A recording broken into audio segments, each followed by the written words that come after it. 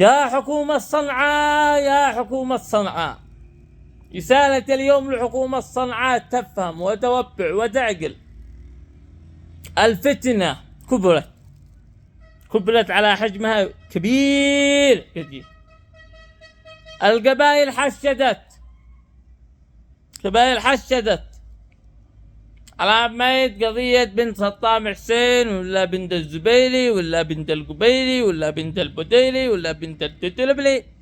أهم شيء وبعوا وامشوا كل خطوة بحكمة، ما نمشيش عشوائي. الآن القبائل حشدت وكل قبيلة بتحشد، والله بتقطعوا للمسافرين والذي ما هو الشعب عاطو فاضي والله ناقص لهذا الحاجات. أسألكم بالله الشعب كنتوا مزنوق كنتوا عاطكم في هذا الحاجات. رسالتي إلى القبائل بكيل وحاجت وإلى أسود اليمن، وبعوا حلوا القضية. لموا القضية، لا تشتتوها وتكبروها.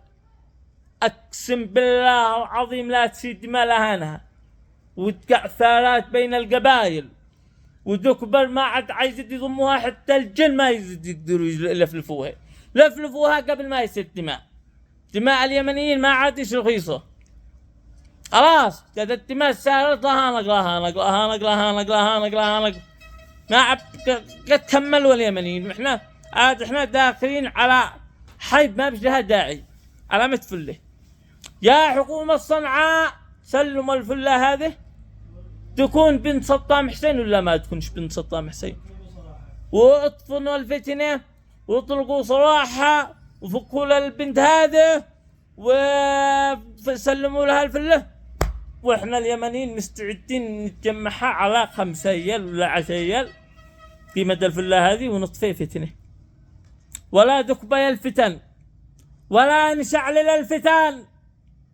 يا قبايل بكيل وحاشد، يا أسود، يا عقال، يا مشايخ، أسألتكم بالله إن أنتم ضموا الصف، تلموا القضية هذه وتحلوها من جذورها. خلاص لازم تزيدوا الفتنة وتشعلوا النيران والتقطعات، وهذا يقول والله متلف له، ومشوا على قول الكل، على قول الشعب. سلموا لها الفلة يا أخوه من أموال الشعب، سلموا لها الفلة وطلقوا صراحة تكون بنت سطام حسين.